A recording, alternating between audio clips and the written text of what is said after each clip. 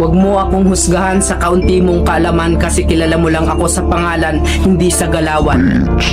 Pinanganak akong mahirap, hindi ako pinalad makapagtapos ng pag-aaral kaya binawi ko na lang sa sipag at diskarte sa buhay.